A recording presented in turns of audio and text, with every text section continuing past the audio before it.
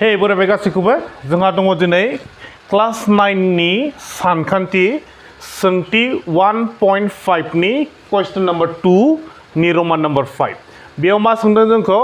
गाहायनि मोनफ्रोमबो राशिखौ जेथो सिफाय नैबे होनाय राशिखौ जों मा खालामनांगौनो जेथो सिफायनांगौ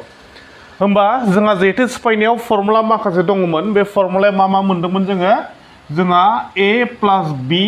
आरो a minus b खौ बेसेबां मोनदोंमोन a square minus b square ओमफ्राय मोनसे मा मोनदोंमोन a plus b into c plus d आ मा जादोंमोनलाय a c plus d आरो plus b c plus d जों बे फर्मुला मोनसेखौ मोनबाय ओमफ्राय मोनसेया मा दंमोन a plus b whole square is equals to a square plus 2ab plus b square बेखौ मखस्थ' लानांगोन आरो नेक्स्टआव जोंना मोनसेया मा दंबावो a minus b all square is equals to a square minus 2ab plus b square नैबे फर्मुला मोनब्रैखौ मखस्थ' लायोब्ला जोङो बे सोंथि 1.5 नि क्वेश्चन नम्बर 2 खौ गासैखौबो सल्भ खालामजोबनो हागोन स' जोंना बेयो मा जानानै दङ नैबे गासिबजों मा जागोन a जागोन माइनस b होल स्क्वायर बे मा जादों a minus b whole square a minus b आव बे नैबे a minus b whole square जोंना मा फर्मुलाया a square minus 2ab plus b square जोंहा नैबे होनायखौ नैबेनि महराव जोङो जेथोखौ सिफायलांनांसिगौ आरो होमबा फार्स्टआव मा दङ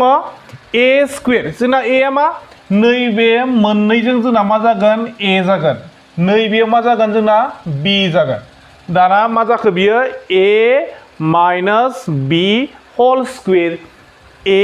माइनस b होल स्क्वायर फर्मुलाया माबायदि a square minus 2ab plus b square फार्स्टआव जों मायाव लाबोनोसै a स्क्वायराव जोंना a आ मा सरि बेखौ जोङो खेबसे लिरफिनबावनोसै 3 root 5 minus 4 root 3 whole square दाना फार्स्टआव जों मा खालामनांगौ a स्क्वायर जोंना a आ मामोनलाय नैबे होनाय दङ a आ मा 3 root 5 स्क्वायर दं नालाय जों मा खालामसै बेयाव स्क्वायर होदेरनोसै माइनास दङ फर्मुलायाव मा दङ माइनास दं नालाय जों बेखौ माइनास लिरबाय दाना फर्मुलानि मा दङ 2 दङ बेयो फर्मुलानि 2 खौ बेयाव लिरदो ओमफ्राय आरो मा दंबावो ab a आ जोंना मा नैबेयो जोंना a आ मा 3 root 5 आरोबाव मा दङ b b आ मा जोंना 4 root 3 b आ जोंना मा 4 root 3 ओमफ्राय बिनि उनाव मा दङ प्लास दङ जों बेयाव प्लासखौ लिरना होनोसै बिनि उनाव मा दङ b स्क्वायर मा दङ b स्क्वायर जोंना b आ मामोनलाय 4 root 3 जोंना b आ मा 4 root 3 होल स्क्वायर दंना जों बेयाव होल स्क्वायरखौ लिरबाय दाना मा खालामनोसै जों बेखौ सिफायजोबनोसै दाना माने जों बेखौ गोरलै माबायाव लांबावनोसै दा बे मा बुजायदों मोजां नायदो दै 3 निबो root 5 निबो मा होनदों बेयाव स्क्वायर 3 निबो root 5 निबो स्क्वायर जोंना 3 नि स्क्वायरा मा जागोन 9 जागोन 3 नि स्क्वायरा मा 9 माने 3 आ बेयाव खेबनैनो 3 सानजाब 3 जों मा जाहैयो 9 जायो 3 सानजाब 3 जों जोंना मा जायो 9 जायो 3 आ खेबनै होननाय जादों नालाय ओमफ्राय बेयाव मा दङ root 5 स्क्वायर जोंना root 5 स्क्वायर माने जोंहा मा जायोमोनलाय नैबे रुटजों स्क्वायरजों दानजालायो रुटजों स्क्वायरजों दानजालायो होमबा बेयाव मा आग्लायखो जोंना 5 आग्लायबायना जों बेयाव सानजाबलायनानै दं नालाय सानजाब 5 होबाय माइनास बेयाव मा दङ माइनास बे माइनास दाना रुट सिंनिया बेलेग जागोन रुटनि बाहिरानिया बेलेग जागोन जों फार्स्टआव बाहिरानिखौ नायग्रोनोसै दै बेयाव मा दङ 2 दङ बेयाव बेसेबां 3 बेयाव बेसेबां 4 2 सानजाब 3 जों बेसेबां जायो 6 जायो 6 सानजाब 4 जों बेसेबां जायो 24 जायो बेसेबां मोनैखौ जोङो 24 मात्र जों मा खालामदों बाहिरानिखौल' लादों दै जोङो सिंनिखौ लाथ'वाखै एबारसो रुट सिंनिजों जोंना मा जालायगोन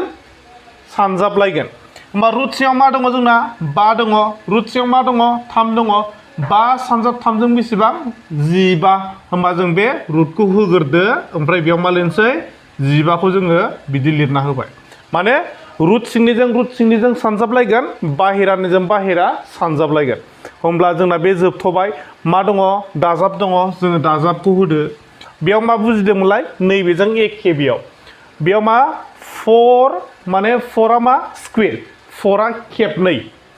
4 आ खेबनैबा बेसेबां जायो 4 सानजाब 4 जों बेसेबां जाहैयो 16 जायो 4 सानजाब 4 जों बेसेबां जायो 16 जायो बेयाव बेसेबां दंबावो ओमफ्राय नैबे बेसेबांमोनलाय रुट 3 आ जोंना माबायदि जागोन बे रुट बे 3 स्क्वेर बा नैबे रुटजों स्क्वेरजों दानजायोब्ला जोंना मा आग्लायगोन 3 आग्लायगोन ना बेयाव बेसेबां मोनदोंमोन 16 मोनदोंमोन 16 सानजाब बेसेबां 3 दाना